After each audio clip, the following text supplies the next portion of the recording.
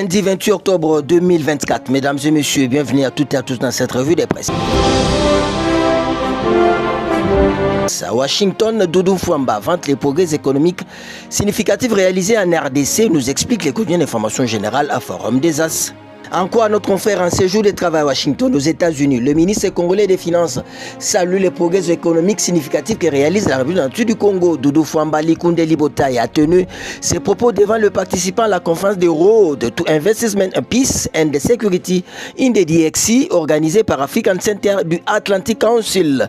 La rencontre s'inscrit dans le cadre des assemblées annuelles 2024 du Fonds monétaire international et de la Banque mondiale. À cette occasion, révèle Forum des As, l'Argentin national a relevé que le conflit en cours imposé par le Rwanda à travers le groupe M23 continue de mobiliser les efforts du gouvernement pour défendre l'intégrité territoriale. Sur le plan économique, le patron des finances congolais a apprécié la conclusion d'un programme historique avec le Fonds monétaire international. Dans un autre chapitre, projet de révision constitutionnelle, Kamere Sama Bemba Bahati, entre les marteaux et l'enclume, nous explique le code d'information générale Econews. À lire chez notre confrère à l'Union sacrée de la nation, des positions encore timides ont osé se prononcer par le truchement des réseaux sociaux. Le député Ngoï Kassanji, ancien gouverneur du Kassai oriental, n'a pas hésité à fustiger une démarche dont l'urgence ne s'impose pas. Le pays est en état de guerre et que deux provinces soient en état de siège.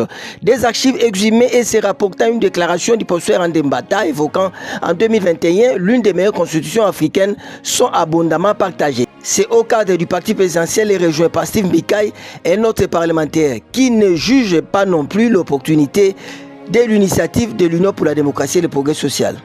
Toujours dans le même chapitre, révision de la Constitution, le FCC s'érige en gardien du temple, l'exclamation éditrice hebdomadaire d'information socio-économique chronique éco.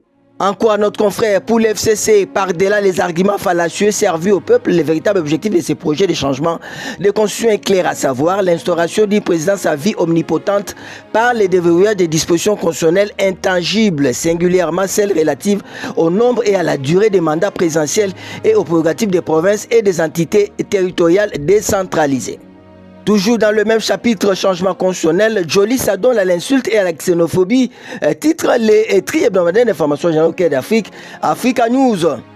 En quoi ces tabloïds, gros incidents sur les réseaux sociaux X, à la faveur d'un échange vif avec Stravos Papa Yohannou, ex-patron de l'ancienne compagnie aérienne privée Eoabora, et Jacques Joly et Sengekeli, si devant rapporteur du bureau de la Chambre basse du Parlement, s'est laissé entraîner dans l'injure et les propos xénophobes au pilote qui lui demandait d'arrêter de manipuler l'opinion après avoir affirmé que la Constitution de 2006 a atteint la maturité, prétendant qu'il n'était pas différent des crétins délimités. Le député national a répliqué par « Tu ne comprends rien ».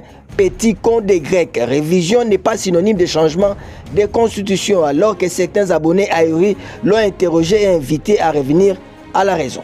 On va terminer en sport avec ces titres du site d'information générale pifoinfo.net. Championnat d'Afrique des boxe Kinshasa 2024, clap de fin avec la suprématie marocaine. Comme l'an passé à Yaoundé au Cameroun, la RDC termine à nouveau à la deuxième place du championnat d'Afrique des boxe organisé cette fois-ci à Kinshasa. Les pays de Lumumba enregistrent dans sa gibecière 21 médailles dont 9 en or, 5 en argent et 7 en bronze. Même nombre de médailles avec les Maroc qui terminent en première position avec 10 en or, 8 en argent et 3 en bronze. Pendant une semaine durant, le noblard africain était à l'honneur dans la ville première de Kinshasa. Un pari réussi pour la RDC sur les plans organisationnels et techniques. Ça n'est donc fini pour cette revue de presse. Au revoir et à demain.